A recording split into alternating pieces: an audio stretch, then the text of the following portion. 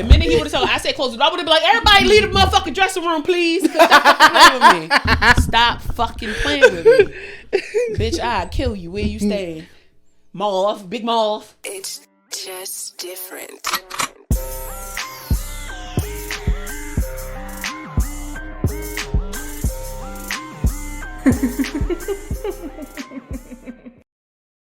Not even. That's so wild. Like, what the fuck made you think you could do that?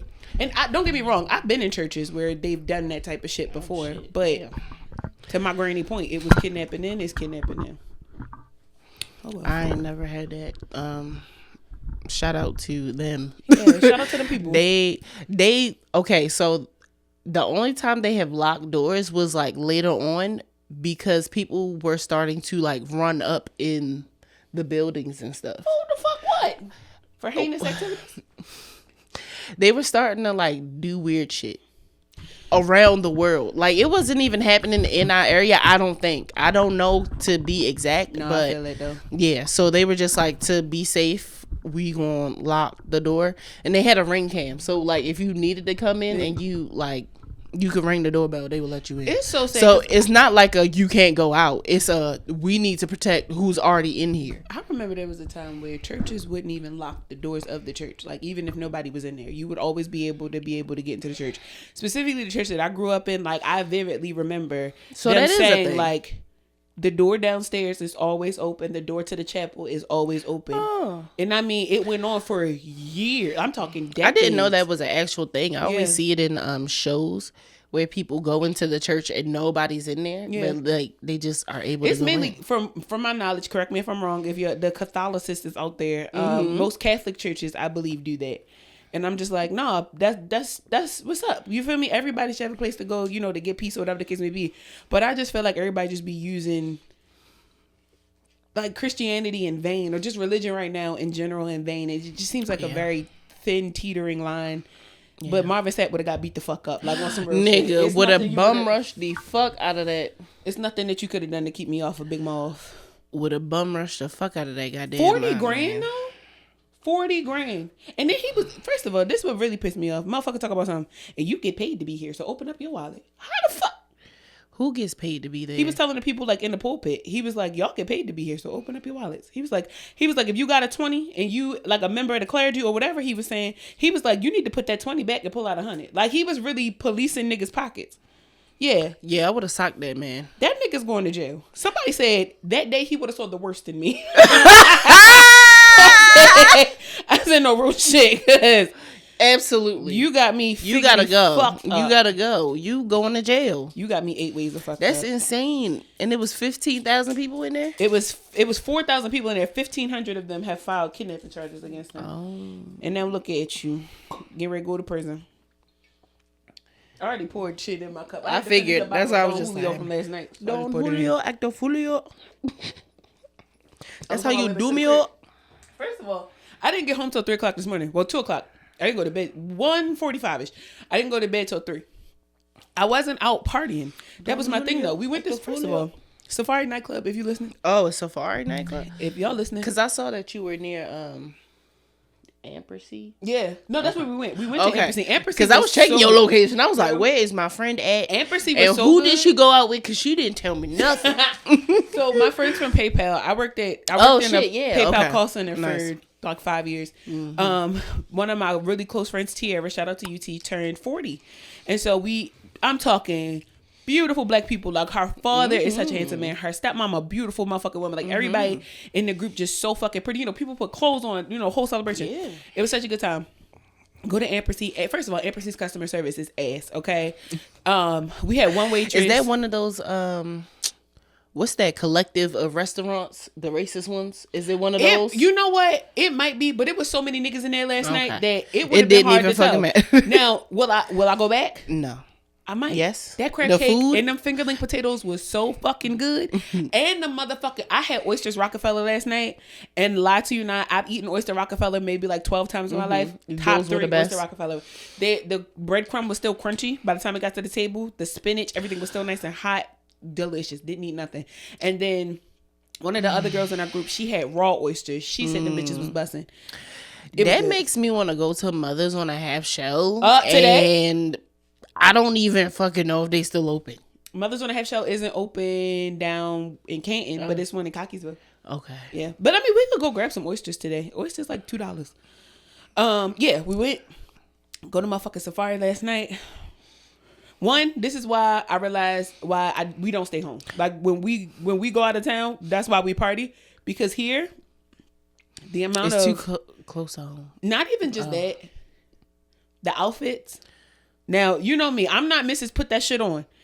But yes, you are. Yesterday was in fucking sane. The outfits in that motherfucking party. First of all, I don't give a fuck how it sounds. When you're 35, 45 years old, put your butt cheeks away. Put your butt cheeks away.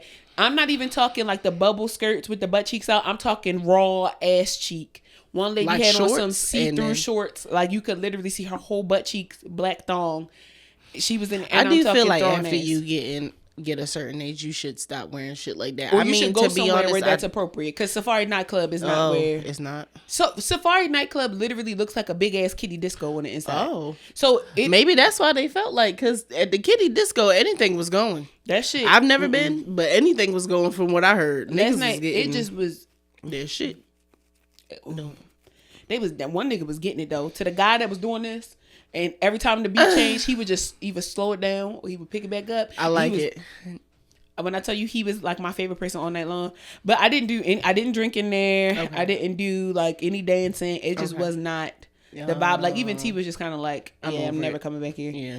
It just was not the vibe. The DJ was ass. How long did y'all stay? Like an hour and a half. Okay. But it was $20 to get in. Anytime that I have to pay a code, I would say anything to go there, I feel like it should be worth my $20. It should be. It wasn't even worth my $20. Because I'm sure it was hella people in there. It was a gang of motherfuckers. Y'all made y'all rent for them. Nobody was attractive. Oh. A couple people stank. It wasn't the vibe. One girl looked real cute. It was a lady in there. I won't call her a girl. It was a young lady in there. She was definitely younger than us. And she had on this all white fit, but it had like some cut. And she wasn't like, flat stomach, whatever. Because it's just, you could tell that she felt good in her skin. She looked really good. Her homegirl had on like this nice red dress. And they was just having themselves a good time, dancing with guys. Sometimes when I people watch too hard. Yeah, she was. I was in their lore all night. Like, yes, you are probably 20-something years old, and you are having your fucking way with these old men. Rightfully so. Rightfully. Buy me a fucking drink. Yes, get that shit, girl. Because Pop Up was definitely throwing dick in the front. What? He was getting that shit. She was throwing it. That's right, girl. You're not going home with him, but he here for a good time, not a long time. I fuck with it. He definitely not here for a long time. He done lived his long time. Girl, what? Like that motherfucker he is at down the end Pride. of his long time. Like that motherfucker down Pride. Shout out to you, my boyfriend. He said, I said, I have a husband. He said, you can't have friends? Nigga, no. All right, put my number in your phone. Just don't tell him. Don't tell him who it is. Nigga, what? Go away. Welcome to another episode of Jaded and Involvement. I'm one of your hosts, Big Mama. And I'm your other hostess, Natty. Period. Before we get into the episode, make sure that you like, comment, and subscribe. Period. One more time. Subscribe. It better light up in Spanish. Period. We always love when y'all come back. Make sure that you guys are commenting, and subscribing on Spotify too. Did you see the one comment that we got on that YouTube short? Yes. She was just like, I'm glad somebody's saying something about B. Simone and her weird ass sister. Yes. I was like, and that's why the fuck we talk about people. All the time. There's somebody out there that's just like, you know what? Hell yeah. I meant to tell you like 3 episodes ago, we never got to that question. You said you had a question from somebody. We never got to it. Not City's question. You said you had another question about like what was too freaky. It was after that. You said you had another question too. We never got to it. I don't know if you can find it or what. I just didn't want to forget. I was driving here like, I don't think we ever got to that question. Unless it was City's question. It was City's question. Oh, okay. Yeah, it was City's question. It was probably another episode where I was just like, no, I'm going to come back to that, and never came back to it. And I don't remember what that is. My memory shot. Even before I smoked. Even before I started smoking, my memory was shot. I feel like it was the trauma. It was the depression, erasing. Block everything. Erasing my memory, like Men in Black standing in front of me. Choop. Like, get that shit out of here. I be forgetting shit. Yes. So. But y'all don't forget to like, comment, subscribe. Make sure that you follow us on Spotify and Apple, specifically because we look at the charts, and guess what? It's no nigger bitches in the top like 25. There's no black women. We need some fine negresses up in that. Because Candace Owens don't count. She's like number 5, but we don't consider Candace Owens to even be human at most times, so she doesn't count. But yeah, we want to get in on the charts just in general, right? Horrible Decisions was on the charts for a really long period of time, and then y'all even knocked them down a couple pegs where they deserve like all the accolades and all the good things, kind of like pioneers for Black women in podcasting. So please make sure that you guys are like commenting and subscribing. I don't care who was out before them; they're the ones that really made me start listening to podcasts. You better know it. I was listening to it with George, and I was just like, "Who are these women? Like they." Talking, they made it. I was like, okay, having candid conversations about damn near anything, like as women, a thing. As and women, look at what they've done. So it's sheer proof that your guys' support definitely does work. Yes. And so we're just gonna always preach that, not just for supporting us, but supporting any other independent Black podcast. You see us shout out Learn Lionel a lot. You hear us shout out Eat Your Heart Out. You hear us shout out Talk Your Ish with Rashawn. Yes. Of course, like those Philly pods, but again, like Horrible Decisions Decisions now was on a network, or before they were on a network. Good Moms Bad Choices before they were on a network. All of these different places, Jokes on You pod, all of these different independent podcasts still deserve all your likes. Sent me their podcast. I was like, oh shit, I was listening to them for like on and off. They are hilarious. They do remind. I'm like, how are you us? Is we y'all? Is this play about us? Right? Is it what? And shit. It went in my mind and out that quick.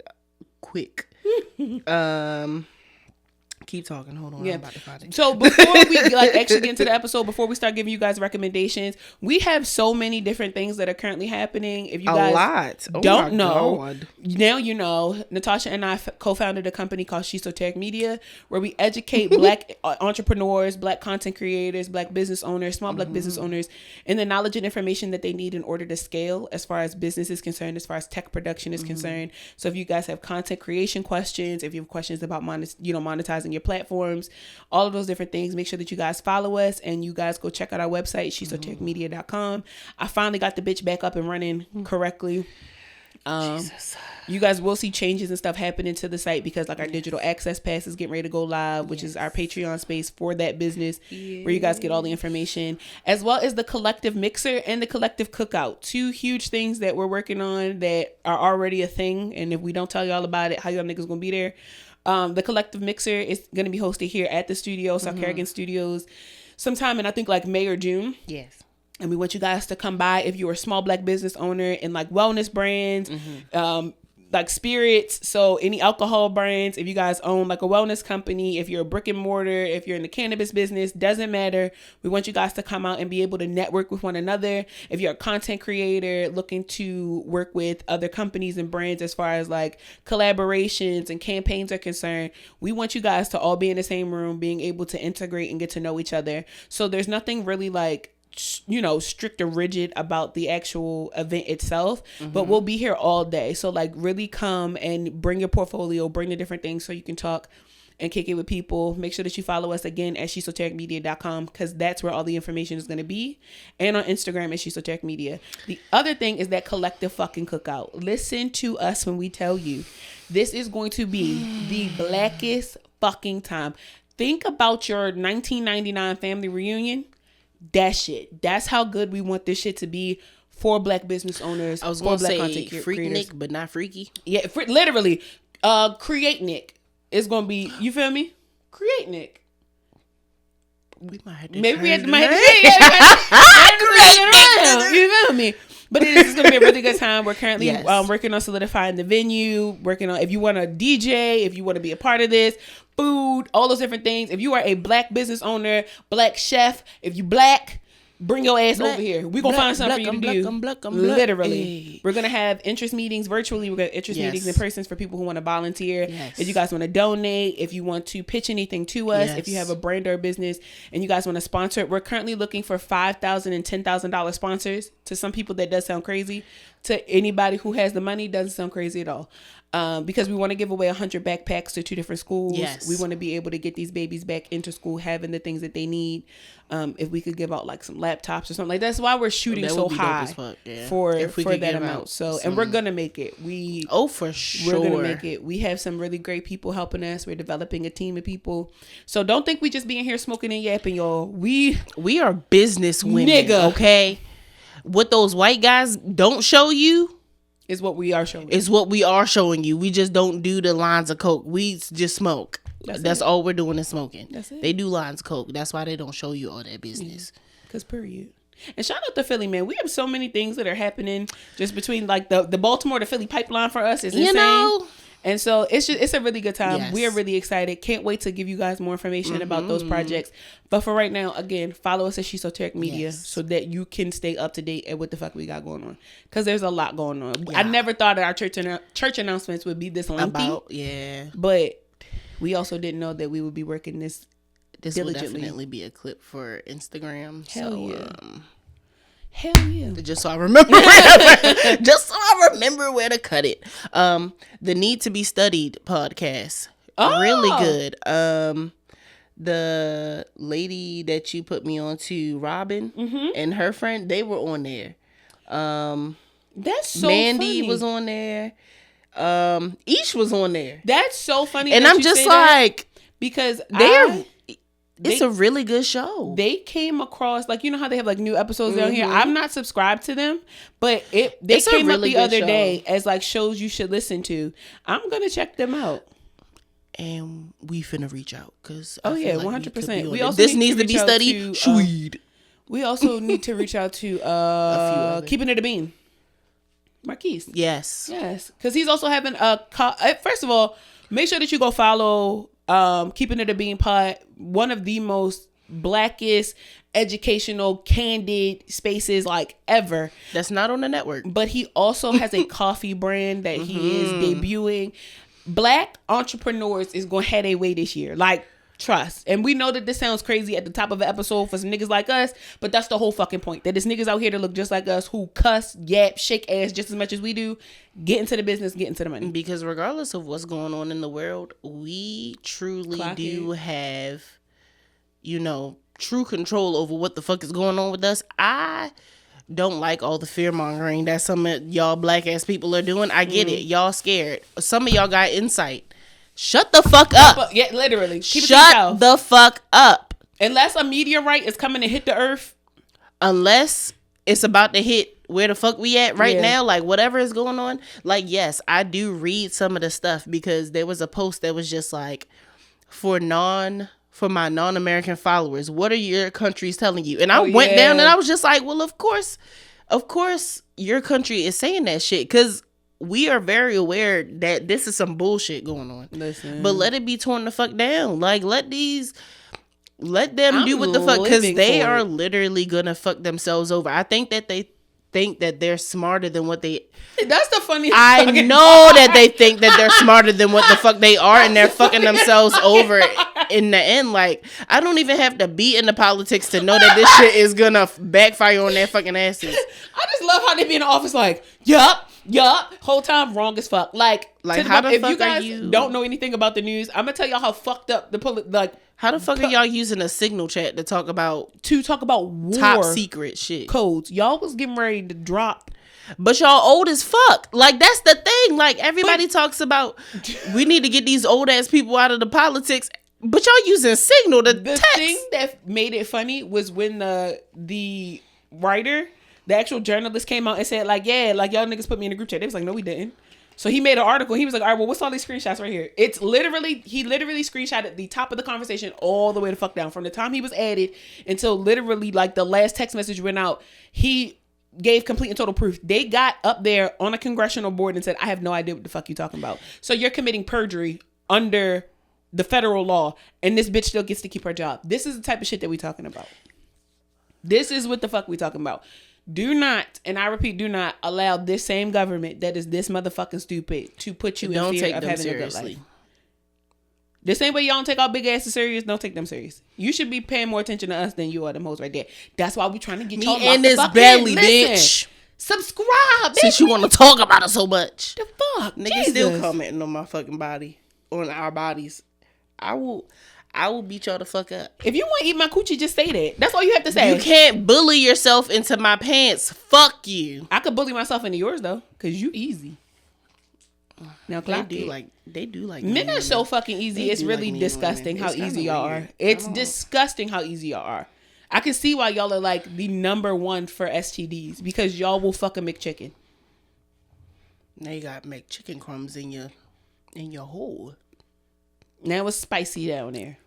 Additionally, why isn't Chick-fil-A open on Sundays? Yo, hold on. That's how I know you're my best fucking friend. That's how I know you're my best fucking friend. Right when you said spicy, I was just like, that's the only spicy. That's the only chicken sandwich, the only spicy chicken sandwich that I really fuck with. Fuck Popeyes for real. I drove past 2 Chick-fil-A's Fuck today, Popeyes. and I said, now these the motherfucking doors of the church that need to be fucking open. The breakfast spicy chicken one because it's smaller. Or the Chick-fil-A church, or y'all need to put them hoes in Walmart. They have one that's open on Sundays, but put it's them bitches in Walmart the same way Rally's put their motherfucking fries in Walmart, the same way Sonic put they tater tots. Why can't y'all put some chicken patties the whole time? They do. They have them either at Walmart or Sam's Club. Somebody was like, these are a dupe. They're a dupe to them, and I could give you the brands. There's dupes to them, but it ain't the real Chick-fil-A. You can get them from Walmart. It's a bag of like 8 for $12. Okay, I get them all the time. Yeah. Damn, now I gotta get myself one tomorrow. Right when I was just like, I'm not about to. I just told myself it would be way easier for me to be pescatarian if that motherfucking sandwich wasn't so fucking good. Girl. Like, legit, that's the only thing. Like, I'll go and eat chicken wings every now and then, but I am not big on chicken unless it's that motherfucking chicken and I've been sandwich. Cutting it up and putting it on top of a salad so that I don't have to eat the bread. Because I'm really trying to get away from carbohydrates. Y'all know that's like my weakness. A biscuit, a roll. Just do low carbs. I need to do no carb at all. I need to do like you need it 1 or 2 carbs a day. I need because I you need it for the gym because I'm gonna binge if I don't, and I don't want to do that. A biscuit, bitch. I'm gonna go on a biscuit binge. It's gonna be ridiculous. We did not talk about our week's friend. How was your week? It's been rather good. I went to the gym 4 times, even though I got in the house late on Thursday. I was like, I'm waking my ass up and I'm going. Yeah, and it was a really good workout. Mm-hmm. Friday night, I stretched to the heavens and got up, and I was just like, nothing hurts. Yes. Mm-hmm. Like, this was like self-care. I did a headstand. Yes. I was like, okay, my core isn't as weak as I thought it was. Mm-hmm, mm-hmm. Excuse me. Saturday, I did videography and then got 3 extra. I got 3 clientels. Yes. I was like, I didn't know I was coming here to network. Shout out to Angie. She my manager and every fucking thing. Literally. I don't give a. You can't be around Angie and Angie not say, you know, she be doing such and so, right? She's on the side like, yes, and I'm her manager. Mm-hmm. Yes, so she's gonna call you. I have a manager, bitch. Yes, it's happening. Sorry, she over there taking pictures of me and shit. She was just like, I just want to say, you look so fucking good in these pictures. I'm like. Life is doing its thing with you. It's doing its big one. Like, fuck yes, cut this shit up. Sorry, y'all, I've been drinking. It's just, you ever just been happy for your friend? See, I'm not a hating ass bitch. When my friend is happy and she's growing and growth and abundance and just all the things are happening, you just want to sprinkle some more on there. Like, eat that shit up. Eat it up. Eat some more. Eat some more. Eat some more. Like, yes. You said going to the gym. You said clientele. You said money. You said money. You said money in your pocket. You said your skin glowing. You said you happy. You better stop fucking playing. I love to hear it. I fucking love to hear it. I'm so happy that you're happy. Yo, check them titties. I gotta figure out how to Santana titty bounce. When I figure that out, it's over for you bitches. Period. Check them titties. I don't know if that's how you do it. I guess. I don't fucking know. How's your week been? I know you were having a little bit of in a tizzy a little bit. I almost came over there and beat somebody the fuck up. This week was very my friend upset. What is the word? Interesting. It just it brought a lot of shit to the surface.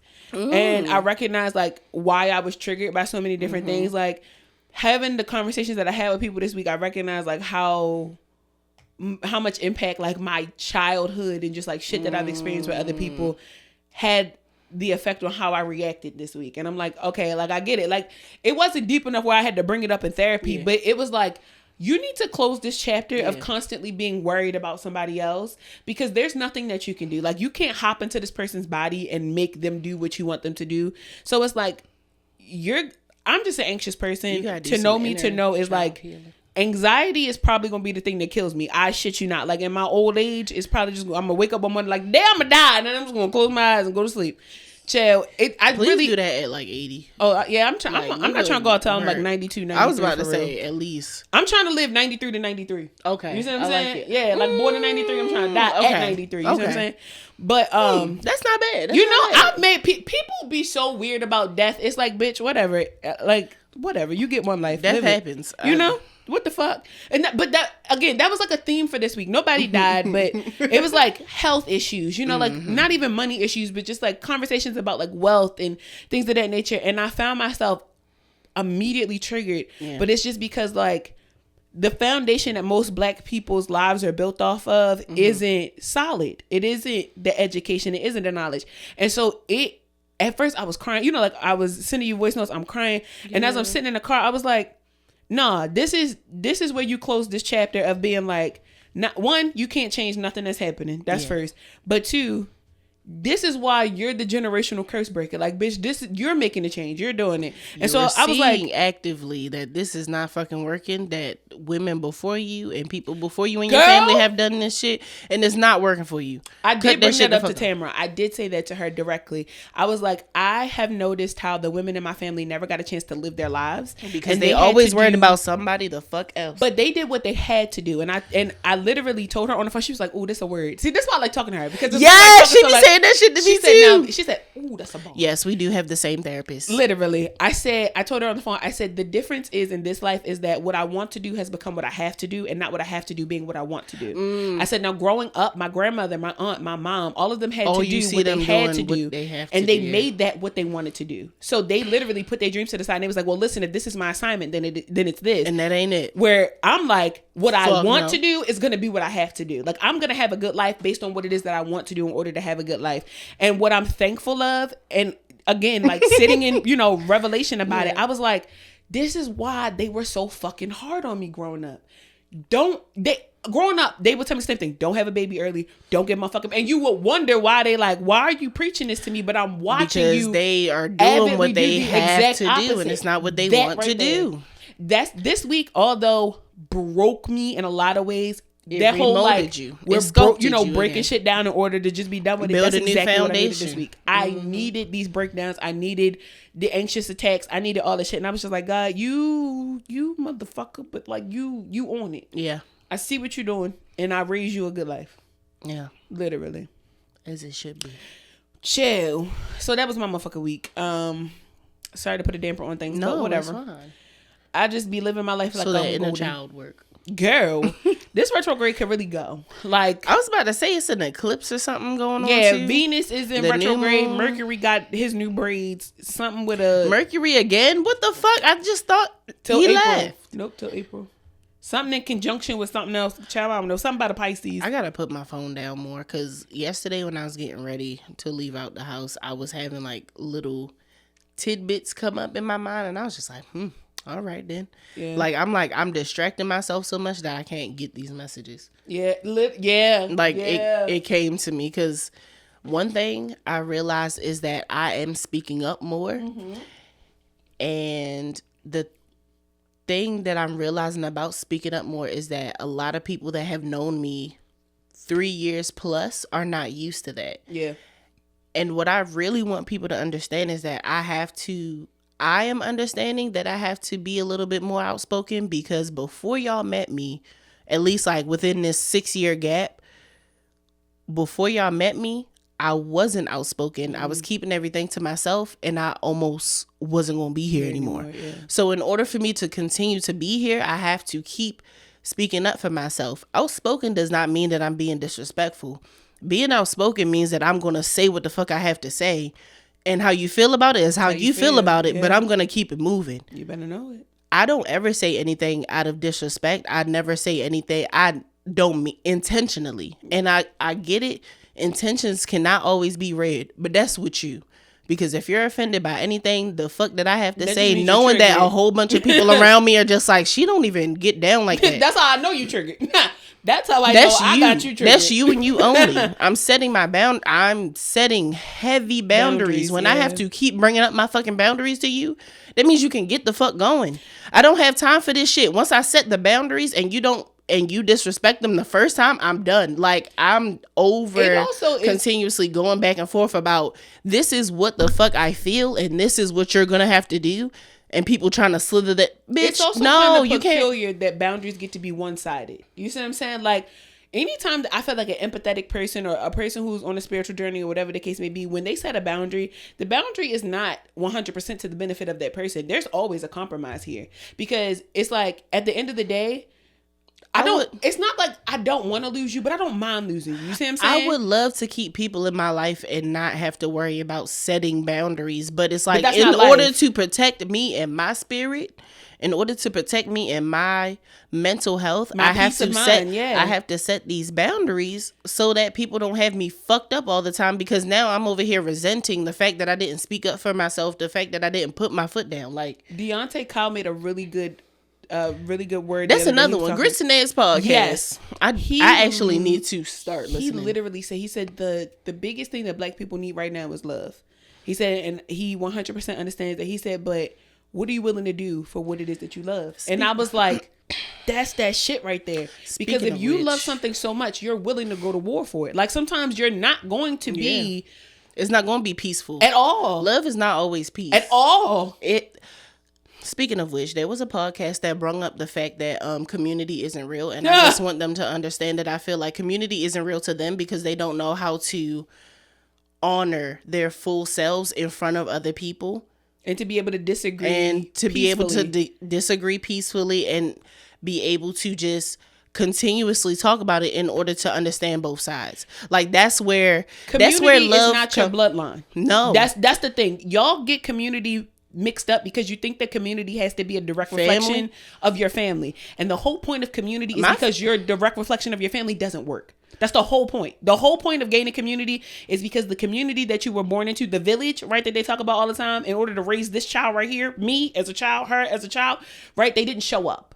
They didn't do their fucking job as a village to their full extent. The village that did show up was not related to me by at blood. All. So now that I'm old enough to choose family, right, and to have community, you can't tell me that community is not real. This my community right here. My husband is my community. My best friend is my community. You feel chosen family. So when people say the community isn't real, community is not real because you want somebody to tell you yes all the fucking time. And it's the fact that y'all...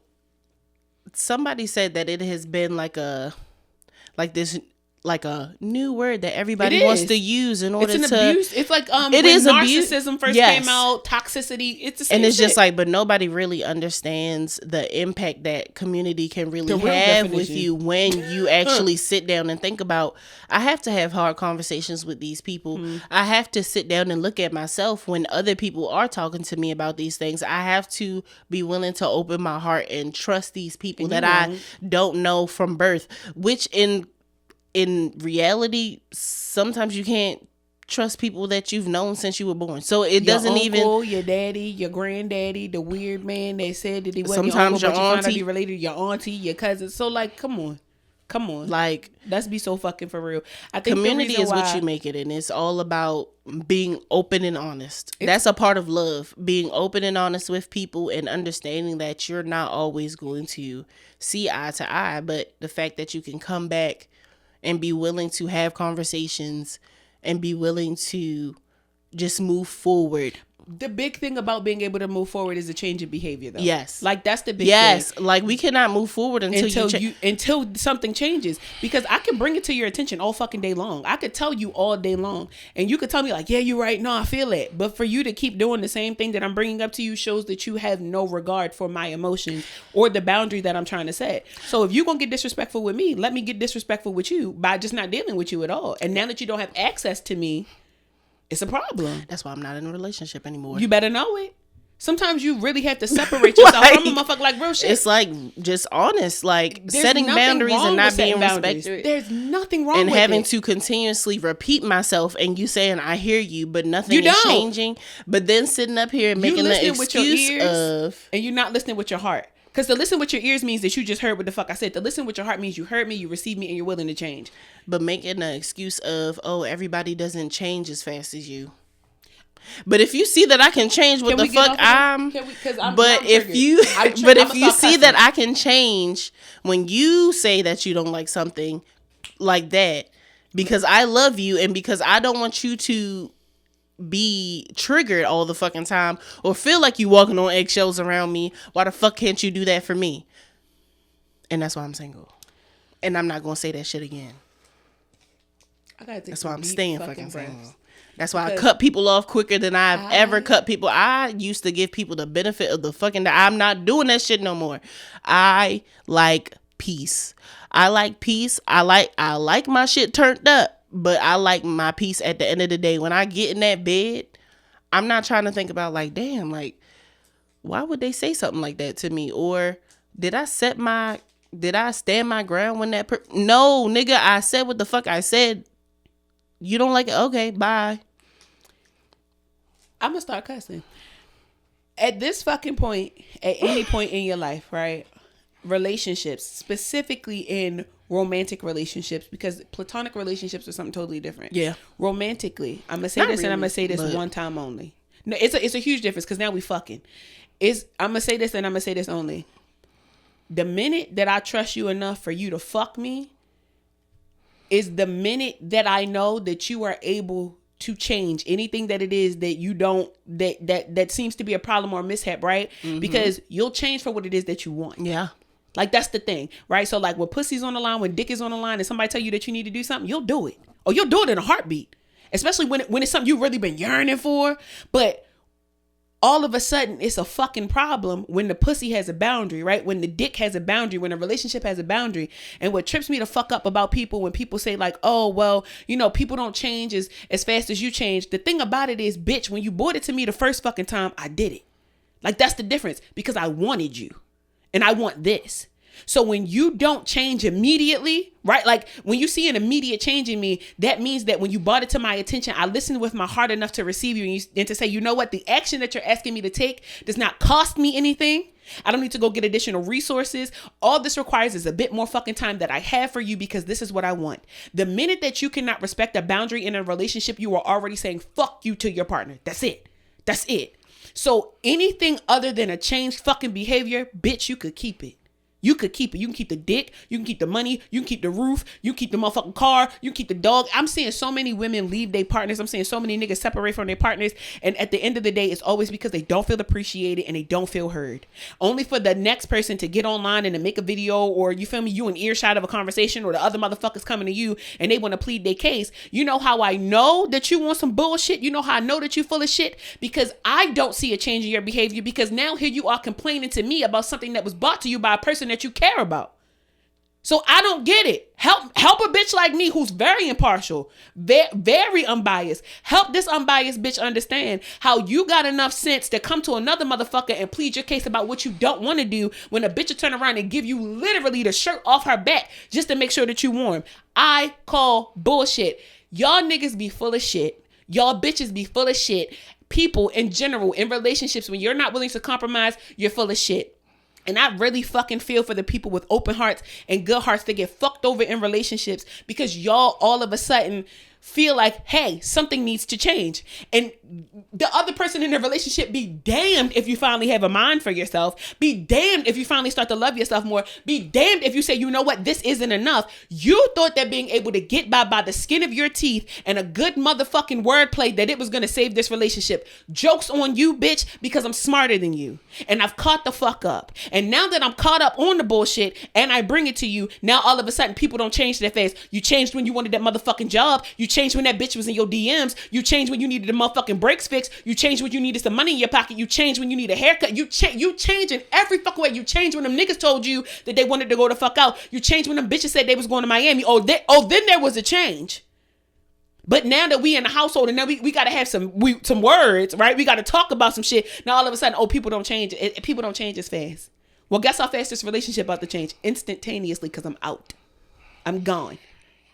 And don't come to me with change behavior after the fact because, bitch, I've given you chance after fuck. Call me Chance the Rapper, bitch, because I've given you chance after fucking chance. And it's been the same fucking song. And don't keep bringing that shit up to me either because I don't give a fuck. No, don't because I don't give a fuck. No, bring it up. And see, this is my thing, right? Because you're the type of person where when you done, you done. See, I wanted to eat at you. Like I need it. So bring it up to me as much as you want because I can say the same thing to you. But what did you do to change? I did such and such as that. I ain't seen it. No, you gonna have to bring me a portfolio, a spreadsheet, and a PowerPoint presentation of changed fucking behavior before I even consider giving you the opportunity to speak clearly to me ever fucking again. Bitch, when you step to me, you better step to me with changed behavior and a real fucking apology. Because if you embarrass me in public, if you shame me in public, if you got me out this bitch looking stupid, you don't get to apologize in private. You don't get to change the behavior in fucking private. You get to respect me in public. You get to change the behavior in public. You get to take me out in public. You get to act like you actually fucking care about me in public, and that's if I give you the opportunity to. But to keep coming around me talking about people don't change as fucking fast, you'll change for the next bitch real quick. When the next piece of pussy come along and it seem a little bit interested, now all of a sudden you'll get on your A game. Just tell me I wasn't good enough. Just say it. Just say I wasn't good enough for the change because you know what? Because not only do I not give a fuck, but now you've just confirmed exactly what it is that I've been feeling this entire time. And it would have been better off if you had said that to the beginning. Me. Don't lie. What the fuck? What my girl say? She said, you'll lie to the one that you love. You'll lie to her. Don't lie to me. You'll lie to the next bitch. You'll lie to the next nigga. You'll matter of fact, you'll lie to me, but you'll tell them the truth. Hey, I'm like in a relationship, I got a couple kids, like blah, blah, blah. And you'll give them the opportunity to choose. But you be damned if you mess up the one thing that you know for sure is a secure thing. So you'll come beat around the motherfucking bush and you'll treat me like absolute total shit. In order for you to feel like something, guess what? That shit stops today. Today. You want to see some change, bitch? I'll show you some change behavior. And then when I start acting cold, when women start speaking in the household, why are you acting like this, bitch? Why you been acting the way you been acting this entire fucking time? How about we talk about that? Well, what do you mean? You know what, bitch? Go jump off a roof. Piece. Go climb. I want you to get up in the attic. I want you to come out that little circular window at the top. I want you to climb all the way up to and I want you to jump. Just like Nico Bellic off the top of a building on GTA, and I want you to break both your ankles, bitch, because you got me fucked up. Because how dare you come over here acting like some, why have you changed? Have you not heard what the fuck I've been saying this whole fucking time? Like, you're not putting two and two together? The better question is, why haven't you? That's the better question. The better question is, why have we been together for this length of time, and you still where the fuck I found you? Let's talk about that. You're only a couple steps forward because I helped. Because I held your fucking hand. And when I let your motherfucking hand go, you got the nerve to just be going ahead with your motherfucking life. You got I do. And I bet you that if I ever in the mere chance happen to look back over my shoulder, I bet you still be standing where the fuck I left you. And that goes for friendships as well. Because there's a lot of people out here that will talk cash shit, will throw dirt on your name. Oh, don't worry about it, Carisha. I lost my JT too. You right, you did, bitch. You did. Because you're right where the fuck I left you. You're exactly where the fuck I left you. And rightfully fucking so. You want to know why? Because you are a hare in the race. You get easily fucking distracted. You'll do anything to not have to take accountability or responsibility for a motherfucking thing. And I'm only stupid but for so long. Because when I finally catch on and I learn the lesson, which just so happens to always be the people that you care about the most, that's when I'm going to stop caring. And what the fuck you going to do with that? When the one person who gave a fuck about you don't give a fuck no more. Now you have no one. Remember that community we was just talking about? Maybe you should go find some real niggas who will tell you that you got shit fucked up. And don't fall out with them niggas. Don't fall out with it because now you really have nobody. Y'all need to go get you some motherfuckers that's gonna hold you accountable while you're in a relationship about not to dog your bitch out. When you in a relationship, stop talking to single people. Stop hanging around single people. As somebody who's married and I hang around single people, the single people come to me for advice. Oh, you married? Talk to me about something. I have married friends. I have friends that are in relationships. A lot of my friends are single, newly single, because it was like, hold the fuck up. Like, no. Like I'm seeing it. Hold on. Because like when your husband was going through it, what happened? He would bring some shit to me and I would change the behavior. I would bring some shit to him and he would change the behavior. Oh, I'm not getting it. So it looks like you need to leave, baby. Y'all niggas, man, people don't change it. You better eat my ass, bitch. Go die some motherfucking where. Leave me the fuck alone. You want to just do the topics on this one? Yeah. Okay. We'll just... Because I done shed 2 tears. Goddamn. Y'all ain't seen me do that. It's okay. I don't be crying on here. It's okay. It's fine. I'm going to cry again sooner or later. It's okay. Because I be knowing the people that be making you cry. I'm going to put y'all in a fucking jar. You just wait. I'm talking like ashes. I'm not going to I'm going to burn y'all at the stake and put you in a jar. And I'm going to shake the bitch up so you never have peace. Friend, the spiritual work that I'm finna do when I... Oh! I'm talking show them a leg. Y'all gonna think have a fire pit. Y'all gonna think I'm finna take call me. Y'all gonna think I'm taking a fucking goat out the closet and splattering that fucking blood on the floor because I'm not. Listen, we getting 2 tilapia fish from H Mart. Whatever needs to happen, give a fuck. I'm gonna have a ring of fire. I'm gonna get the gasoline. I'm gonna be in the middle. Chocolate, everything on salt. You ain't seen shit yet. Nigga. Y'all ain't seen a motherfucking thing. Y'all got me fucked up. When you get her fucked up, you have me twice as fucked up. Because the minute that she becomes sad, you know what I become? Violent. She do though. I instantly, I don't give a fuck who did it. I immediately, so you want me to kill him is what I'm hearing. That's what immediately, the minute she start crying, I hear in my mind, the little people in my head, they all get into an agreement. They go into one board. I got a big like hall. It's like a big business building. The minute she start crying, it's an emergency meeting. We shut everything down, and all the people in my head, they come to a meeting, and the big one, like the big wig. I got like one like big cocaine habit having boss man, and he bald. He like my old manager Eric. And he come in, and he slam his hands down on the motherfucking table. He go, they have to die, and then we start consulting about how we kill people. Everybody just start throwing out ideas. And vice versa. It's like, burn them at the stake. Because like, when you were sending me them voice messages, I was just like, girl. So I gotta come over there. I'm like, I understand that you married. I'm gonna start windmilling niggas. I swear to God. I gotta put this nigga in my trunk. Literally. And drive sporadic so he shake shit up. Service. Like, I gotta shake this nigga up in my fucking hatchback. Allegedly, we're gonna start a service where if your baby father is pissing you off, we will come to your house late at night, kidnap him, strip him naked, drive all the way to Hagerstown, drop him off, and then make him walk back. Allegedly. I might even put the word allegedly up here. That's exactly why this topic is so true. Leos and Libras, mass destruction and chaos. I love this friendship that I have with you, friend. I was thinking about my friendship with Angie the other night, but like with you, it's very chaotic, but we get shit done regardless. Yeah. Like we be on that shit with each other. Like we'll look at each other and we can do telekinesis. Literally. We can do telekinesis because all our inhibitions are down, whether we smoke, drink or not. Yep. We can be completely sober and we'll look at each other and be like, wow. Like the other day, the minute that you DM me what you DM me about the whole situation, I was like, this is so it's like she in my head. I said the exact girl. I said it made my eye twitch. I was like, I need to text my friend. I still want to talk about it. Like we have to, and that's why we have to get. I feel like I need to go down. That's why we have to get oysters. Oh my God! Yeah, I gotta do something. I got a couple dollars. I need to do something. Okay, favorite chaotic moment in our friendship. One that we can talk about. Oh. Definitely can't talk about that one. Oh shit. You go first, because you know it takes me a minute. My favorite chaotic moment.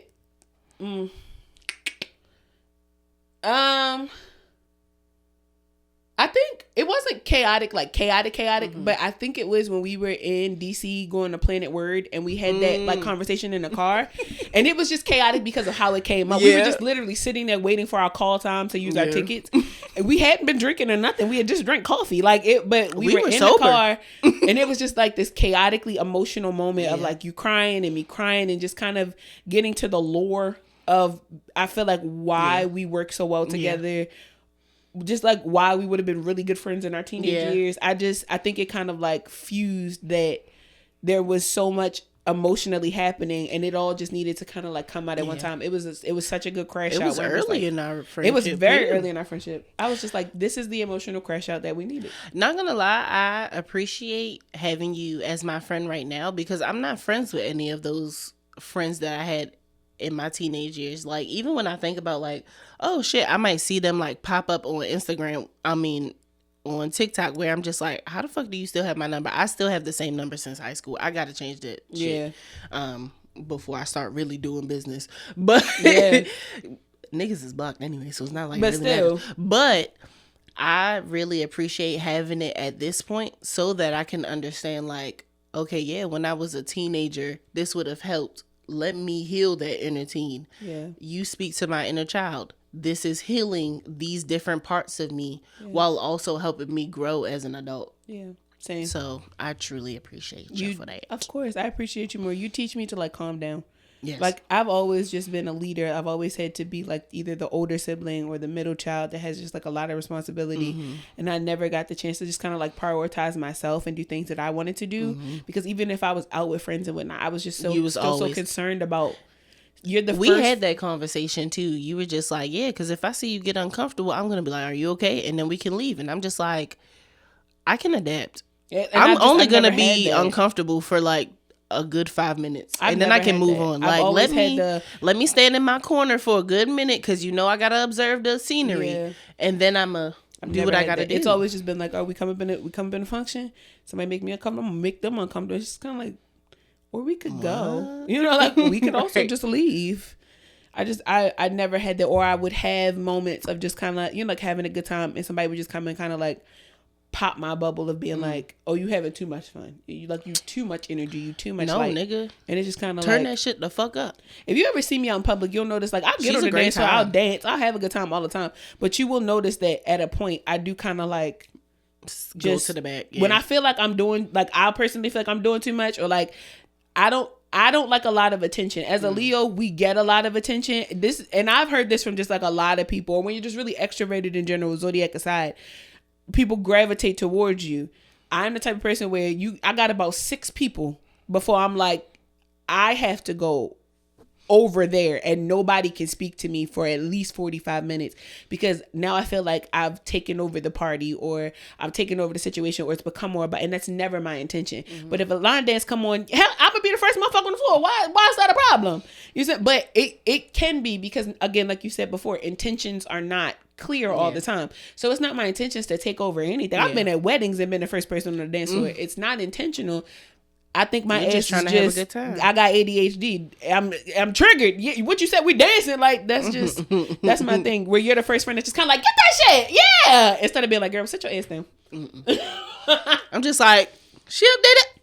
You don't know, like that's what I mean. I just like, just let me get it. I just want to get all that. I just want to get it. My favorite chaotic time was in Charlotte.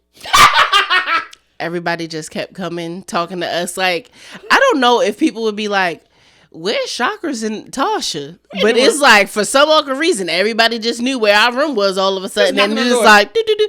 Y'all, one time we had smoke, we started stretching. It was just like, y'all teach stretching? I'm like, every time we do something, somebody's like, y'all teach that? I could, but no, I don't. Like, I just be stretching for real when I'm high. Like, just in general, because I gotta get limber. Because when it's high, because I can get into it. I can really get into it. Like, the pain don't really be paining. Like, no. But when it really get to getting, like sometimes when you smoke, people don't recognize when the body high kick in. It's not the type of body high where you feel super lax. Sometimes you feel a tightness in your body, almost like you gotta release it, and you really gotta move that shit around. Yeah, it's like locking you up. But yeah, that was my favorite chaotic experience. The whole trip, for real. Everybody coming over, smoking outside on the patio. Just be in the hype house, for real. It felt like a content creator house, I'm not gonna lie. I would love, but without anybody to do really recording as much as content creators would. Yeah, I would too. I can't wait until we do this group trip. I want to see everybody. I want to see B again. B was such a good time. Yes. I want to bring a home girl. Like, we had a really good time in the house. Yes. We really did. Shout out to everybody. Shout out to y'all niggas. We were talking about this on the phone. If I fart around you, we locked in. Farting is, first of all, I always announce when I'm about to fart or if I have farted. It could be loud as fuck, but I'm going to be like, I farted. I don't. I just be one. I got to claim it. Like, as long as it's not loud.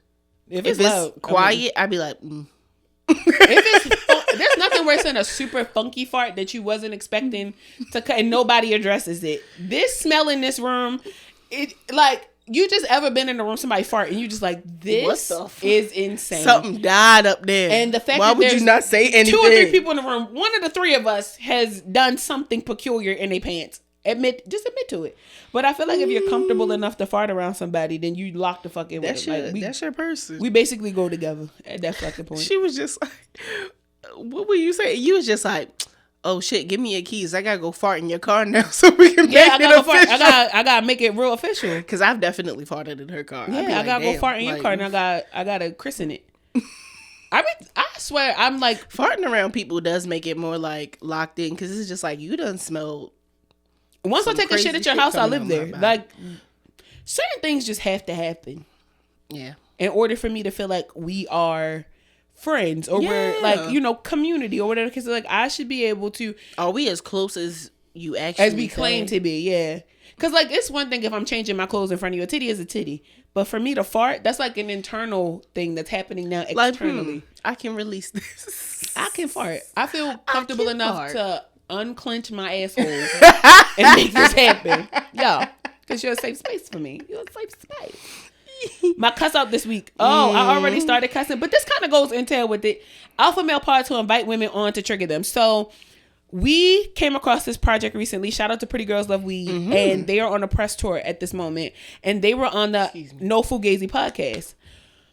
I already don't like this nigga Cooley. That man is very unserious. I have an Instagram video from a while ago where I cussed him the fuck out because I just truly cannot stand him. He is a black Andrew Tate. I just realized. Not only is he a black Andrew Tate, he's a black Andrew Tate and a hypocrite, right? Yes. Andrew Tate to me is like a motherfucker who is just creepy. He definitely should be in prison. Like, he's weird. He be dating underage girls. Cooley is the type of person where he preaches about like alpha males, things of that nature, but you have a white baby mother who also has children outside of whatever the fuck y'all got going on, because to my knowledge, you didn't marry her.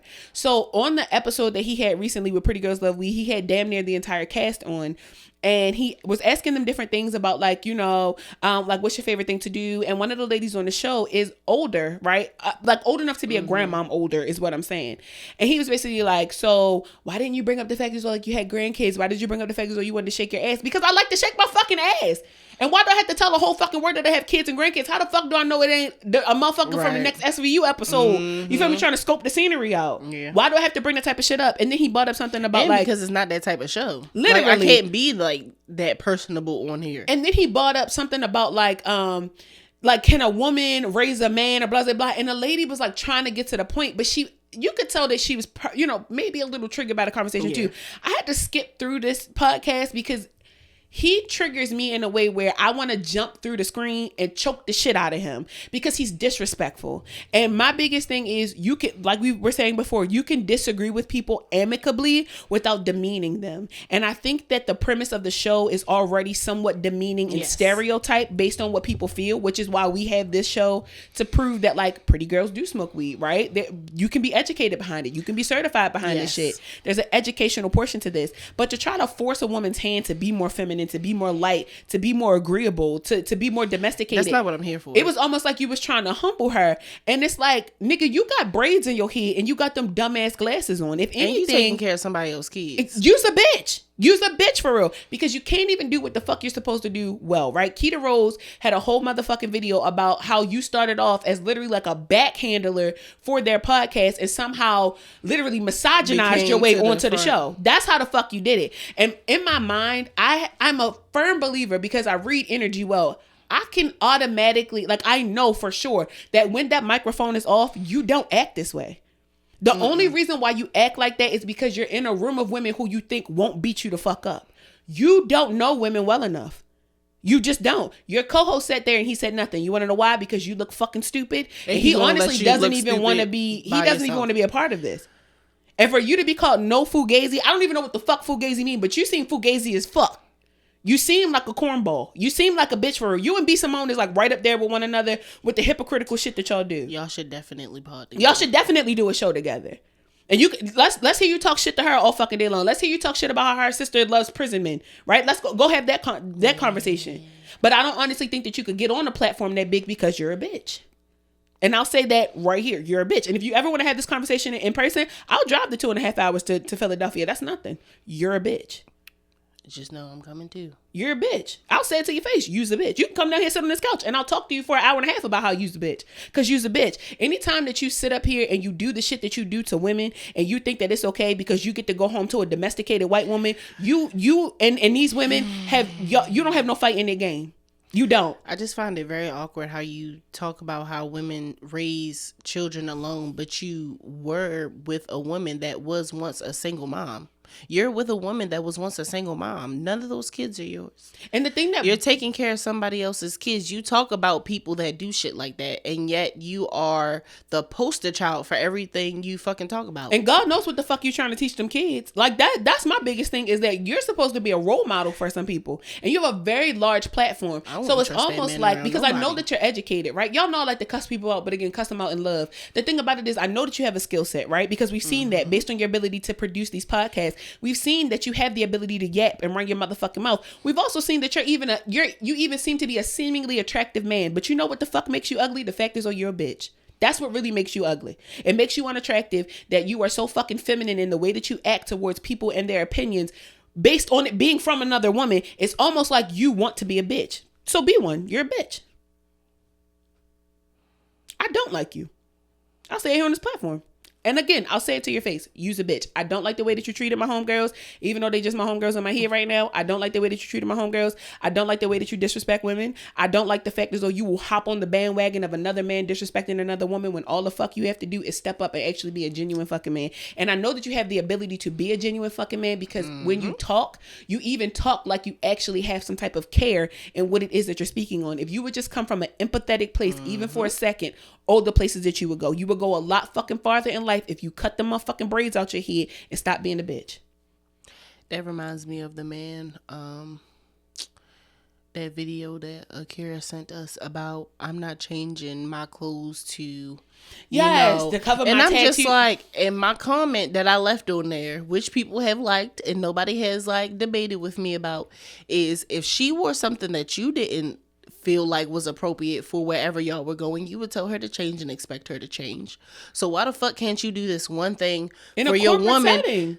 Whether it's formal, informal, whatever. As a black woman, as black people in corporate in spaces, general, you know that certain things just, we already have so many eyes on us. You don't know what she goes through in that job every day. You know what she comes home and tells you. So the fact that she felt compelled enough to say, hey, babe, do you mind changing your shirt? Your tattoos. It's the fact that she was just basically like, why the fuck? I'm not changing shit. But to your point, like if y'all was going to like, let's say a kickback or something and she came with some low ass shorts on or something like that, you going to tell her to change. And I'd be like, I'm going to a kickback. What you mean? And your first defense is going to be, but I'm your man. Okay, but she's your woman. My biggest thing. And the fact that I feel comfortable enough to wear this when I'm with you means that nothing should happen while I'm in your fucking presence. But you know what? So that says more about him than it does her. Yes, very much so. My whole thing, just in general, and I'm going to say this and I'm going to get off my soapbox. If you don't like bitches, stop dating them.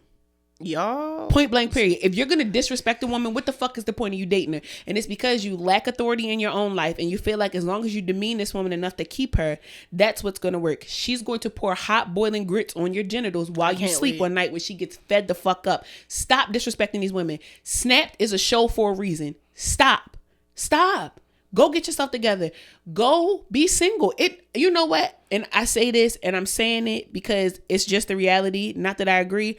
I would prefer that you dog out a dozen women over a 12-year time span than for you to waste 12 years of one woman's life dogging her the fuck out for those years. Because if she off you, it's warranted. I'm gonna say it every time. I just she didn't off get it. you because you've been dogging her this whole time. A lot of people would be like, "No, she should have just left." When you dog a woman out for so long, her self-esteem is very low. She feels like she can't go. So when she finally gets that shit back up, she might go to jail. And because she's just like, I let you sit here and talk to me any type of way. And it was how dismissive these niggas be. Go ahead. You can go ahead with that. You can go ahead with that. You can go ahead. Now, what if she come back? Now she done gone ahead and gone to the car. Now she done gone ahead and got in the purse. Now what? All right. Now what? I'm gonna go ahead with that. Right. Now what? Like, why y'all always think that? Like, I don't understand. Like, why do y'all think like when you see a woman immediately you like pussy? She's not gonna hit me. She's not gonna. And I'm not saying this because like I'm the first person that'll tell you I'm not violent off rip. I'm not. Like, you gotta build that up. You really have to build. So when a woman decides that she's gonna put her fucking hands on you, she has exhausted every other including running. She has exhausted every other fucking option. The only option for peace at this point is for her to put her fucking hands on you or to put a bullet in you. That's or to stab the shit out you. Some women be trying to walk away and y'all be following them. Y'all will manipulate the shit out. Y'all will see her leave and then she be gone for 2 fucking days and now you on her line bothering her again. And it's these niggas with these podcasts. It's these niggas that's disrespectful. It's the niggas that don't want to change. Like, it's a certain caliber of nigga. And I really feel like all y'all niggas should get together at the same compound Mike Jones had in South Africa and drink that same thing of Kool-Aid. Because my God. Y'all should just do the He-Man Woman Hating Club and just be a little rascal, stymie. And go over there. You stupid bitch. I can't. Sorry. There's definitely a reason why I carry pepper spray and a knife. That knife is deep in my bag. I just don't get it. I don't ever know when somebody might try to. Why y'all like this? Me. Leave women alone. If you're gonna disrespect women, because of the horror stories that I've heard. If y'all are gonna disrespect women, don't. How would you like it if somebody walked up in her and just smacked the shit out your big ass mama? What would you do then? If you found out that your sister problem. If you found out your sister was being put in a headlock every motherfucking night, like, or is it that you hate women so much, right? And then I gotta blame your big ass. You know what? This is the wormhole. We'll talk about this on another episode because then I gotta blame your big ass mama or your absent motherfucking father. But that's a conversation for another day. Fuck y'all. Specifically you, Cooley. Fuck you. To hell. With gasoline drills on and the dick up your ass. Just because I have a coochie, don't ask me for nothing. We're not cool like that. I saw, shout out to Meech on Mars. But yeah. He literally posted, he was like, why are y'all so weird around women? If you just talk to a woman, you'd be surprised. He's going by that name again? No, he's just Meech. But most people know him as Meech on Mars. So Demetrius Harmon? Demetrius Harmon, for those people who... Because I just watched his video the other day. But literally. Ahead, I'm sorry. He was saying like, y'all get so weird around women. Like, you feel like you can't have a regular conversation with them. And he's like, it's the fact that y'all go into it almost, and he didn't say these exact words, but what I got from it is there's a manipulative like tone to a lot of conversations that men have with women when it's just like, be her friend. Y'all be trying to demean. It's so okay to have, like, I have male friends. They have me as a female friend. We've never touched genitals, never bumped uglies. We can be friends. They can come to me and tell me things. They can talk to me. Vice versa. I can go to them and I can talk to them. And they're genuine fucking conversations. And when sex comes up, it's about sex with somebody else. It's not about, well, if we ever had the chance to fuck. That doesn't come up. Mm-hmm. So it's the fact that y'all feel the need to just... Can you just talk to women? And not think that you got to get consent. And honestly, I'm going to do the vice versa. Same thing with women. Stop trying to get a man to provide. Stop trying to get him to trick off and pay for food. Be okay with having a male homeboy. Yourself? They open doors, girl. They will pay the tab. They will pay for the nails and the feet. But you got to stop acting like a damsel in distress every fucking time you talk to them. Let them know that you got a certain level of independence to you, that you got a certain level of intelligence, baby, because they are going to manipulate the situation. And just when you think that you got a leg up, you have to remember that men don't give a fuck. They don't. So when you think, oh, you feel me, girl, I'm using him, he paying for my food, he paying for my nails, girl, you know what he looking at that as? That's an easy $200. If all I gotta do is get a bitch $200 and I get pussy 4 days out of the week, that's $50 every time I fuck her. That's easy money. Don't be that. Don't do that. Don't do that. Can we bring back genuine friendships, connections, like co-ed friendships? Yeah. God damn. I honestly don't have any of those, so I gotta find me some. Look, a couple niggas in the chat. Oh, well, not every nigga in that chat is a seemingly decent nigga. You are correct. I don't ever think about it. I'm never talking about them. Yeah. Because I'm like, the relationship that I have with these 50 million fucking people in that fucking thing is like totally different from like, I'm talking about niggas that I see. Every nigga has their thing with them, right? But it don't have to be the thing with you. Yeah. And so I think that that's the difference, right? Is just get you some friends who can be your friend. Yeah. Speaking of which, shout out to the people that I networked with. Yeah. Those young gentlemen that I networked with. They were very sincere, and I felt like very good energy from them. It wasn't weird. It wasn't like you're talking about to me about business, but you're also looking me up and down. It didn't feel like that. Good. It was just like we is here. We is talking about business. We is talking about, our hobbies and shit. Shout out. That's how I know it's true, because she hasn't brought y'all up in conversation like since anything happened. She hasn't been like, girl, I was at this event, I was at the thing. And so I don't have to kill any of y'all. Great job, y'all are great people. I hope to see y'all in the future. We love y'all. Shout out to y'all. There are some good. He's a good man, Savannah. He's a good man. Savannah. Okay, I am not into football, right? But me and my husband, we was talking the other day. I didn't know what the fuck was going on. With this. I love when my husband brings shit to me, and I can like find not a spiritual spin, but I can find like a spiritual spin on things. Because we was talking, and like I'm trying to understand football. So to know me in real life is to know I only understand football at a live game. I need to be able to see all sides of the field. What the fuck is going on? The cameras and shit jumping. It's too much going on. But I'm starting to understand like football players, the positions that they play. Next season, I'm going to see if I can get my anxiety calm enough to pick a team outside of the Ravens and actually watch the season through. Like that's one of my goals, right? My for the plots for the year. But so my husband was saying that it's this man. His name is Ashante Samuels, right? Okay. And Deion Sanders is this old man with a fat ass nose, and he teach college football now. But apparently Deion Sanders then played like 50-11 sports. Like he like a Michael Jordan. You know how Michael Jordan did like all that shit? Baseball. Yeah, Deontay Sanders, apparently he did all this shit, right? So he played basketball too? He did everything. Probably in college. So Ashante Samuels ran 50 interceptions on average for his career recently, right? Deontay, like each game? No, just in like total, right? So I'm gonna put you on. Deion Sanders has also run 50 interceptions within his career. The average is less than 30. Oh, okay. So when Ashante Samuel said, to get more than that, my bad. So when Ashante Samuel said that he was like up there as far as I guess it was like wide receivers or whatever the position is, that he was up there with Deion Sanders. Yeah, motherfucking Club Shay Shay with them tight ass clothes on was like, nah. Had a conversation with the one with the fat ass head that looked like a coffee bean. Ocho Cinco. That be head button bitches. I was having a conversation with him on their show. Conversation with him. He play football? They got a pod together. Yeah, Ocho Cinco play football. Why am I thinking he's like a MMA fighter? Because he looked like one. He looked just like a Ninja Turtle.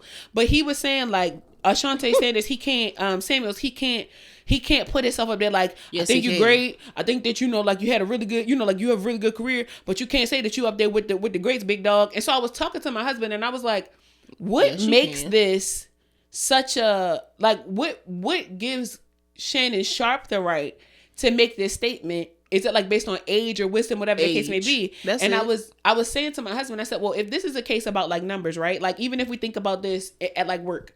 So if at work you're telling me on average the most a person, I don't know, like the most a person in sales, let's say the most a person sells to a person, let's say cars, right? It's 60 cars a month.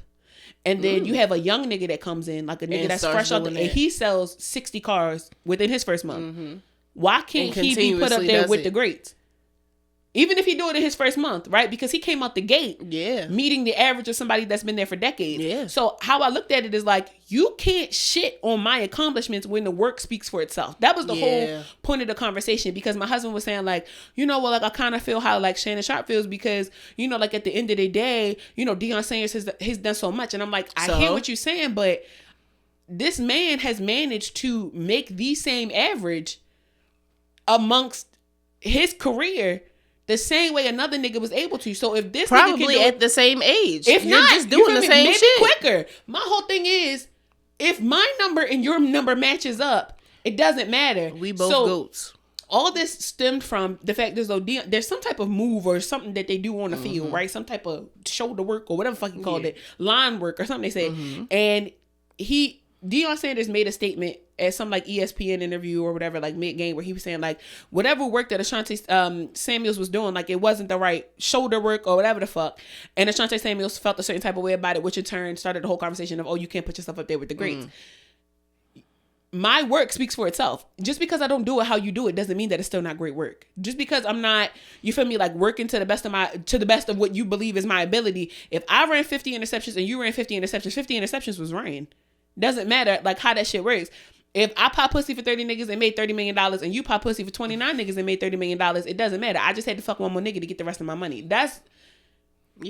It still makes me great. You see what I'm saying? Yeah. Like it's still, I don't understand how people like to shit on other people in certain levels of profession because the way that they went about getting to their superlatives or their accolades came at a different rate. Yeah. And that's the other thing about old people, right? Like Deion Sanders is an older man. This is why I feel so strongly about old people not speaking on young people all of the time. Because what the fuck was appropriate in 1985 NFL? I was just about to say that. And what's the rules have changed so much in football. The fact that this young man has been able to do that is probably well above what the fuck Deion Sanders was doing. So I feel as though he's definitely above them because anything was going back then. That's what I'm saying. Anything was going. You could have fucked somebody's shit up. You had a helmet made out of leather. Like I get it. I completely understand again why people feel the way that they do because it's like it's just an age thing and I hate that shit because why does the age matter? If I'm doing the same shit you doing, why can't we both sit and be like, yeah, we both accomplishing some shit? Like, I don't understand. Like, when you were my age, you did the same shit I was doing. I'm doing it. Like, congratulate me. I don't understand. Congratulate, support. That's why young niggas is young niggas because ain't nobody sitting up here congratulating them or acknowledging the fact that they're actually trying and doing something great. That's the problem. We don't like to speak on what men don't be doing all the time, but y'all really need to get it the fuck together when y'all look at younger people doing things great and y'all sit up here and hate on them. Like, that doesn't make any fucking sense. I would, as a 29-year-old, if an 18-year-old and her best friend had a popping ass podcast like ours, I'm not about to sit up here and shit on them. I'd be like, do that shit. Get your words out. You are excelling. Or if they come to us and say like, hey, I want to learn how to do such and such. Or I see that y'all do such and such. Bring your ass over here. Come over here for it. Do you want to sit down and see how we do it like in the studio? Or do you need us to come? Like, you need to show you virtually. What is it that you need? I love to see an old man tell a young nigga, come over here, let me show you something real quick. That's what? Coochie throb. What? Come over here, let me show you something real quick. Grab that wrench, get up under that sink, and then if you turn it 3 paces to the right, okay, unhook it, jimmy a little bit, you jimmy, and then all the water comes splashing out the bottom, and the nigga go, oh, okay, see, like, you see what I'm saying, young black? That right there, coochie throb. Love it. But you know what y'all do? Come here. Let me tell you a little stupid ass something. Reason why the sink not working is because you didn't get up under there. Twist it 3 motherfuckers. Get your old ass under the sink and twist it 3 times then. Show me how I put in my time. I done did. Because you talking shit. No. Get your bad knee having ass. You putting in your time is never done. Never done. You gonna have to keep with showing the way y'all be with the way the black men be talking. You would think that women, young people, nobody would ever know peace without them. And while it is semi-true, because I'm never above saying that I truly enjoy having a man in my life. Some women will say that they don't need a man. I'm not one of them. Because guess, I don't want to take the trash out. I don't want to deal with my car. I don't want to have to deal with raising a son. I do need me a man. Very much so. Yes, I completely understand that. I really appreciate men in my life. But I don't need me a bitch ass nigga. That's what I don't need a man that's going to pass judgment on the next. That's what women be meaning. They don't mean they don't need a man in general. They don't need these men that act like they're leading. And then whole time you over here trying to suck on my left tit like I'm your mom or something. Cause what the fuck? Like you perpetrating. I don't need a perpetrating ass man. I need a man that's gonna lead, do what the fuck he said, and be excited to do those things. I love when a motherfucker is excited because then I can be excited about it too. If you over here complaining about shit. I love when the nigga be like, listen, on Sunday, God damn, on Sunday, I'm going to take your car to the shop. Put this shit in notes because I'm like, That just made me think about something. Be like, listen, on Sunday, I'm going to take your car to the shop, but you going to ride with me. Because when they put the car up there, I need you to see what the fuck I was talking about. You said what? You said what? Because I want to see it. I want to see. Because I want to see it. Or my ex is something break. Come here, let me show you why it's broken. And it's not even like, I like to learn. In a relationship, I'm a learning ass it's bitch. one thing, but my heart throbs. Like, because you want to show me this? When my dad said something like, come here. When was the last time you got your oil changed? Why, daddy? Because I'm going to pull a stick. Look at the problem. My heart grows because I understand that he's upset, but it's because he cares. Mm-hmm. When my brother is like, bring your stupid ass over here. All these stickers on your fucking windows, I'm getting ready to take all of them off you. I'm going to detail your car. Stop letting him put this shit on your car because the adhesive does this to the glass. Blah, blah, blah. My heart throbs. You care. Can he detail mine too? He sure can. I know he will. Yeah. He'll be like, he says it every time. You, my little sister now you too. Twin. So bring your ass over here. Your new name is Twin. He's like, I call her Twin because y'all look eerily alike. I like it. I want niggas to just bring back the wrong niggas. Bring back Karen ass niggas. Bring back the 90s you niggas. Where they at? Somebody dig up Tupac. You know what it was? Tupac died. And when Tupac died, it just switched everything. Tupac died, Michael Jackson died. Fucked everything up. And Kobe died. Everybody fucked everything up.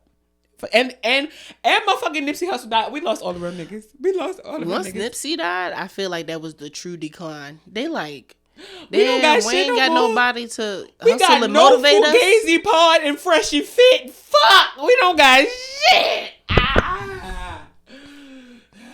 Sorry, y'all ruin everything. I hate y'all. I do like a man that be trying to show me shit though. That's my shit. Especially in the store. You buy some stupid shit, he be like, you know this one better, right? That's usually me, and that's fucking annoying. I'd be like, why the fuck do I have to pay attention to shit? Oh, I like when I'm in the store and the man be picking up something. I'm like, put that down. Don't do that. Get the cleanser. Get that cleanser. Get that one. That's way better. For real, this one alright. This one straight. Sometimes I will be like, you see this brand and you see this brand. They the same fucking thing. Get that one. I like when the men real stupid in the store. They just looking dumb. I saw a guy in the store not too long ago trying to buy pads for his girlfriend, and he had two in his hand.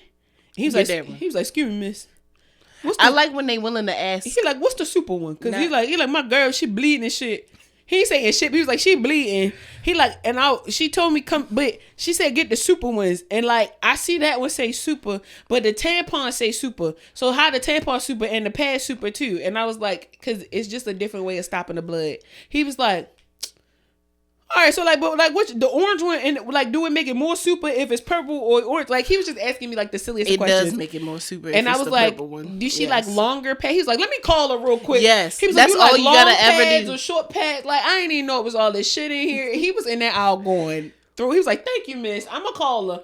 Because I guess he was trying to do it without having to get, more insight. Because when you on your period, you already on her period. But I told him, I said, it's gonna be worse if you come home with the wrong shit. So you should just call it because everybody's different. She like these thin ass pads, and it's my second day. I hope if you ever find this podcast, I hope you got the right pads, sir. Hope everything. You were doing the Lord's. Yeah, he had a cart full of shit. And I just was like, he's trying. I don't know if he fucked up recently or what, or if like he just really trying to do better. But shout out to the men that actually be trying to fix it after they fuck shit up. I mean, because some people just be letting it be. Mm-hmm. And I'm just like, yeah, you can let it be out of my fucking life forever. I'm gonna be like I said, and I'm gonna let you go. This, what is this? Huh? What did I put? This. Fuck. My bad. I was trying to put the note. Oh. Damn, where did this come from? I feel like I was having a conversation with somebody or it just popped up in my head. But when a man says he's not posting you because of his lifestyle, leave him the fuck alone. Yeah. He probably isn't even that nigga. The way, not to compare people's relationships on the internets, but when there's a genuine relationship going on, that man is going to post about that woman. He love his bitch. He don't have to put long ass paragraphs all the fucking time or whatever. He is going to post about that woman. Yeah. And there's men that have big platforms that post the fuck out of their women. Oh yeah. Don't you dare let one of these podcast niggas, one of these whoever influencer niggas that think that they are somebody say, I'm not gonna post you because somebody might say something, blah blah blah blah blah, and I don't want you to hurt your feelings or this, that, and the third. Because why? Because why the fuck can't you post me? Like, I understand that there are some things that you want to like keep to yourself. She not saying post our fucking sex tape. No. She just saying post me on my birthday. Us out together. We might be on a trip. We came back from a trip and you can post me. Like, you don't have to I don't understand. Still post it in your story. I find that people who are very secretive about their relationships also have another secret. It clicked. I said he's probably not even that nigga because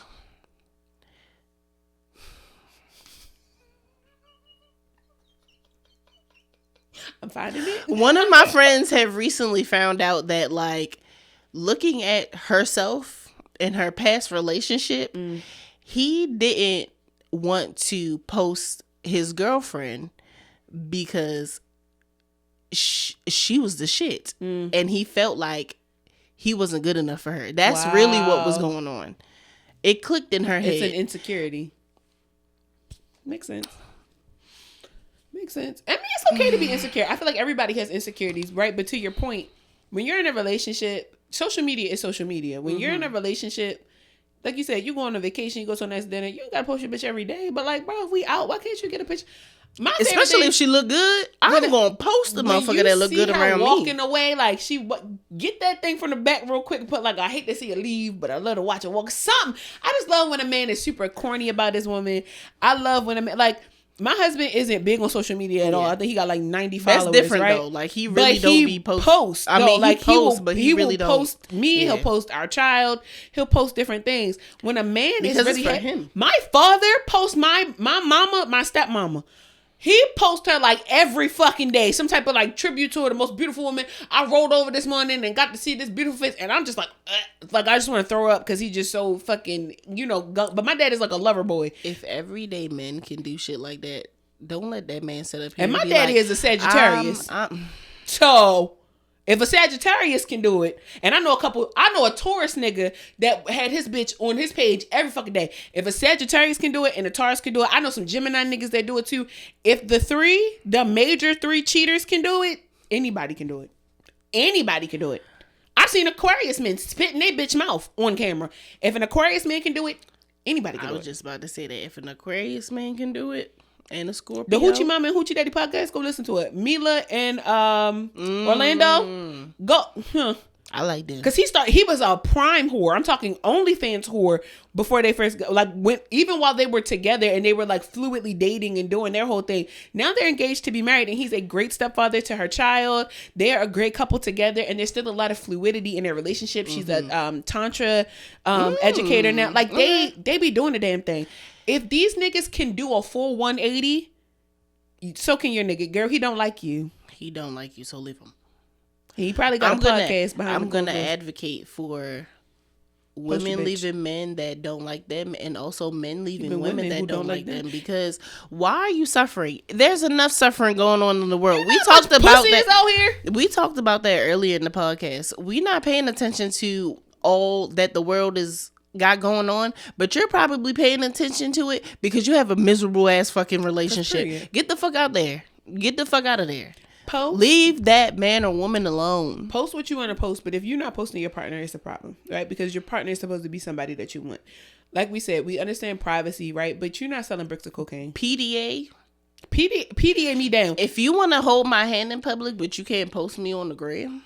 If you can slap my ass in public and be sucking on my bottom lip in Dave & Buster's, but you could, because I've seen it. I've seen some PDA, especially out that Arundel of that Mills Mall. But a lot of them be married, and they do be married. Even the women be taking that side.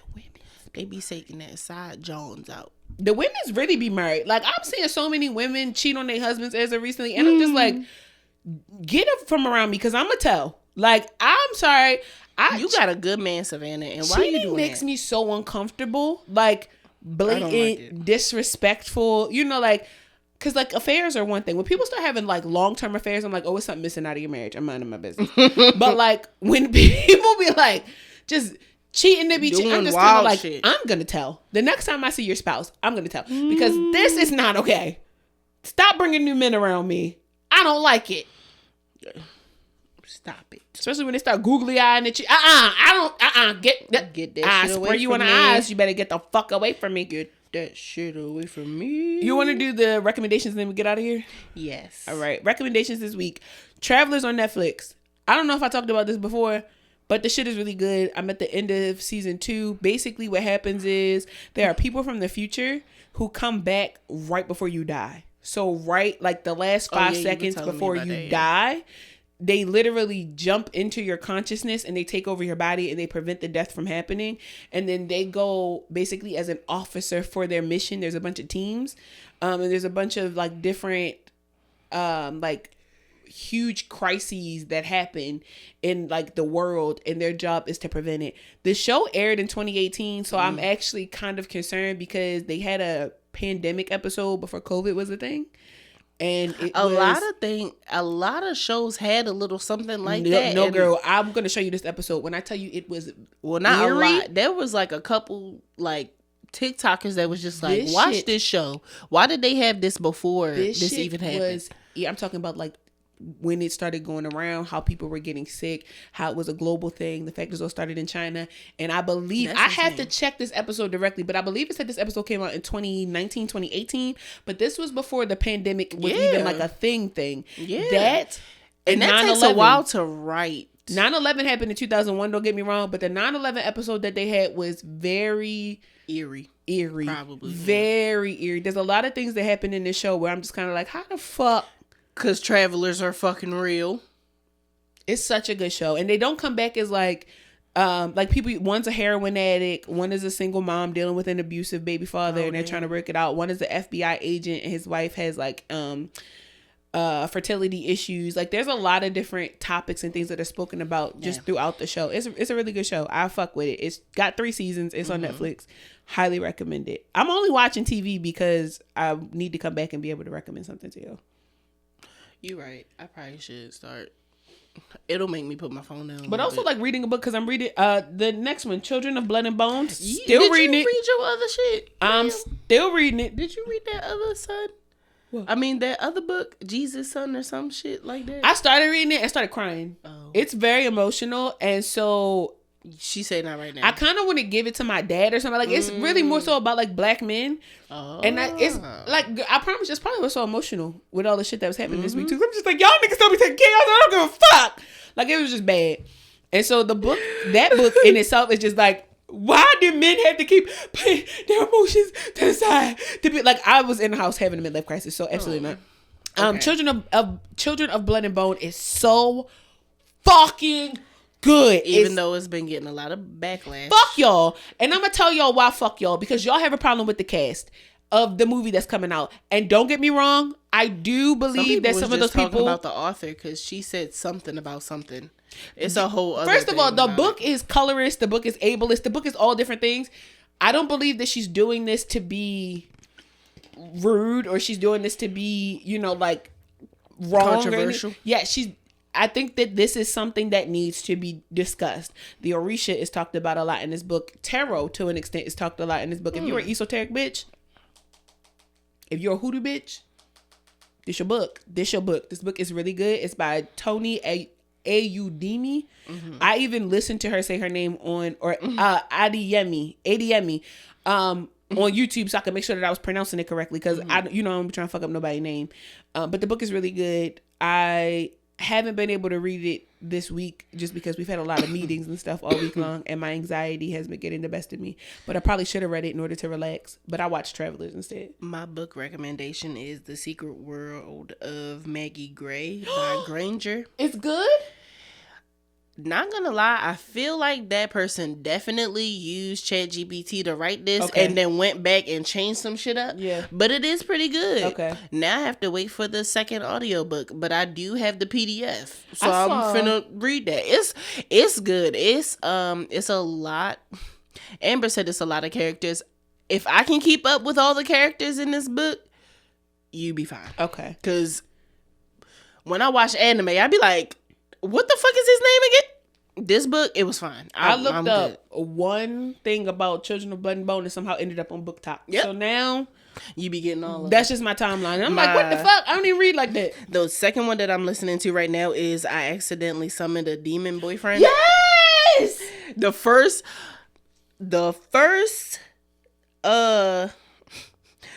chapter is called Booty Juice. Mm-hmm. So you already know what the fuck it's on. It's black. It's black. It's really good. I need to finish. I actually downloaded it on my Audible. I don't even know how long ago, and never got to it. Yeah. But again, being on fucking Book Talk, Instagram. Have you been listening to it? No, I haven't been. I am really trying to get into the habit of sitting down and reading a book, because I will turn on an audiobook girl and clean my motherfucking house, or do something. And while it will make me productive, Tamara has really been big on being like, or you could sit the fuck present. Down. Yeah, you could really just sit the fuck still. And I'm like, I feel that. You're right. The last thing that I want to bring up is for my drinkers. If you guys drink like we do, you see we got drinking on here right now. Mm-hmm. To stay hydrated, Body Armor has these hydration replenishing drinks that come in a bottle. It looks almost like what's it called? Electra something. The ones that you can usually get from 7-Eleven. Okay. Body Armor has one, and if you catch it at a 7-Eleven, by the time this episode comes out, the sale might be over, but they are $1 at 7-Elevens. Them bitches go. If I can take 12 shots, basically like a liquid IV, but better. Okay, because it's not as salty. If I can take 12 shots, 5 of them being gin, and I don't drink gin, that says something. That says something. It's really good. The orange flavor is good, but that tropical punch go crazy. Tropical punch is always gonna hit. Get you some. Make sure that you get you some. Yes.